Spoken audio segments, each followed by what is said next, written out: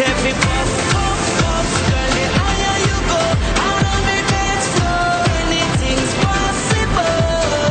I'm gonna go flying, oh, me need to go flying. Gill Deacon is here with us this morning, one of Canada's best-known environmental advocates and the author of There's Lead in Your Lipstick, a great read. I'm just going to put this right over here. Good morning, Jill. Good morning. Thanks for having me on. Thanks for coming on, because you're going to change our life. We're going to make our own sort of special concoction. Well, the idea is that there are so many chemicals in our world, and the crazy thing that I learned researching this book is that of the 100,000 or so chemicals out there in the marketplace, a fraction, like 11%, have actually been tested for human health and safety. And we know there's so many incidents and growing amounts of learning disabilities and allergies and cancer and really serious reactions, and there's so much mounting evidence linking a lot of those health concerns to chemicals in our everyday product. So the Lead in Your Lipstick book is mostly about personal care and body care and how to get the toxins out of your everyday beauty routine, and I wanted to show you how to do some of that, some homemade simple stuff, and also around the house too. Sounds good. So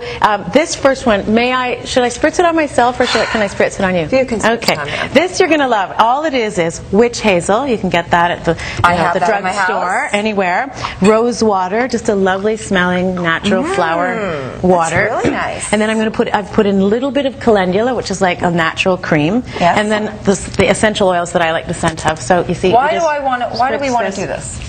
So in the morning, before you get your moisturizer on, you're putting an extra layer of moisture on your skin that's plant-based. Your skin's going to absorb it and like it so much more. Do we need to rub it in? Should we put it? Nope. You just leave it like that, and then you add your moisturizer over top. Okay. So that would take, a minute to make up, and it's cheap, cheap, cheap, so you can keep one at the office and spray it in the afternoons when you feel run down. It's got a lovely scent to it, and you can add the scents that you like best. So that's a body care, non-toxic idea. Let's hope it works for wrinkles. This right here.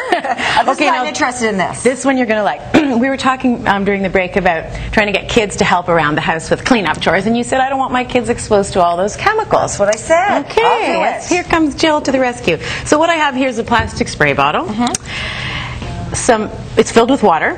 Now I'm going to add a drop or two of lavender oil, so such a lovely scent, but also anti-viral and antibacterial. And now I'm adding a few drops of tea tree oil.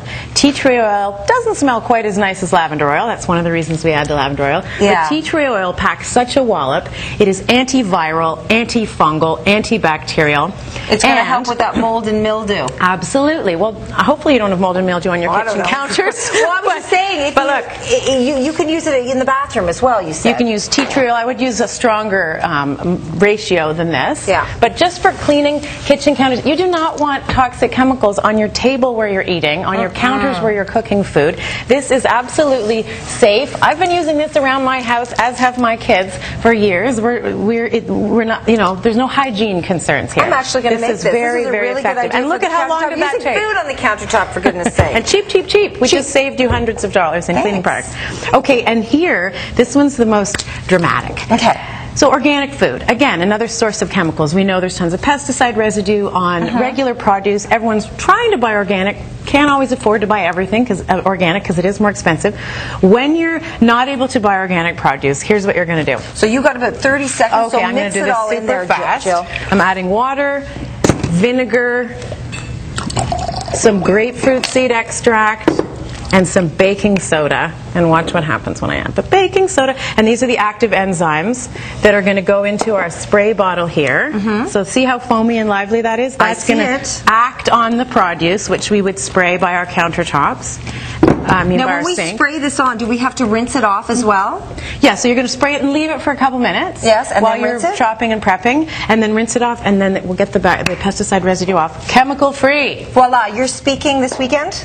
Yes, at the National Women's Show, the Cascades booth. You can find me there all weekend. Okay, we'll look for you, and you can go to nationalwomensshow.com. You can go to gilldeacon.ca, or you can follow you on Twitter at Gill Deacon. We'll put that on breakfasttelevision.ca as well. Nice Thank you so much, Jen. Happy cleaning. Thank you. Yeah, exactly. Into you, Kev.